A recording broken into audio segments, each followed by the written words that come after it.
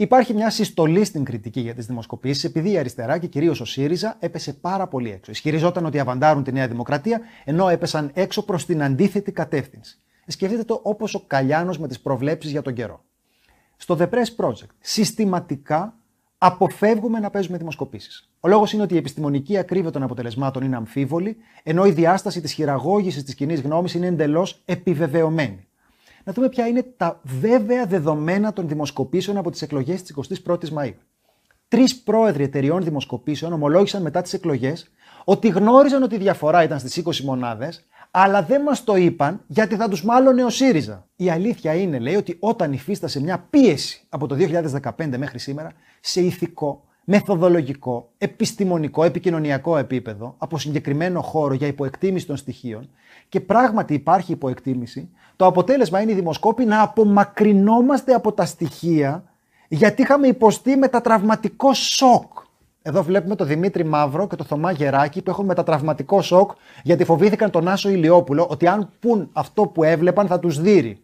Να βλέπουμε εδώ στο πλάι Άσο Ηλιόπουλο, Δημήτρη Βίτσα, Ραγκούση, Θεοχαρόπουλο να κάνουν απόβαση στη μέτρων ανάλυσης και να κυνηγάνε Βιετκόνγκ της MRB.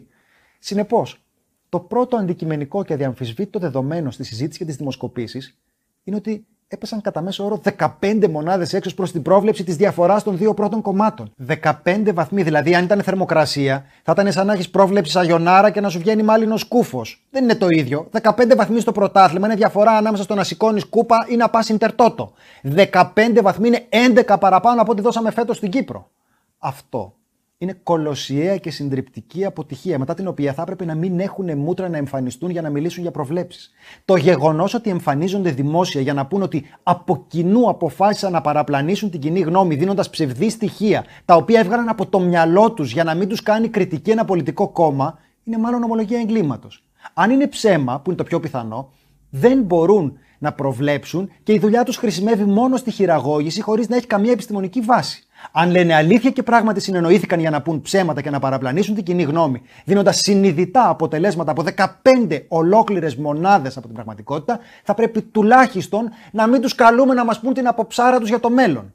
Γιατί είναι σημαντικό αυτό? Γιατί ένα τεράστιο κομμάτι των ψηφοφόρων, σχεδόν οι μισοί, αποφασίζουν στρατηγικά. Δηλαδή δεν ταυτίζονται με αυτό που ψηφίζουν, αλλά σχεδιάζουν ανάλογα με την εικόνα που προβάλλεται. Και έχει τα κανάλια μαζί με συνεργαζόμενες εταιρείες να μπορούν να κατασκευάζουν προβλέψεις που δεν έχουν καμία επαφή με την πραγματικότητα.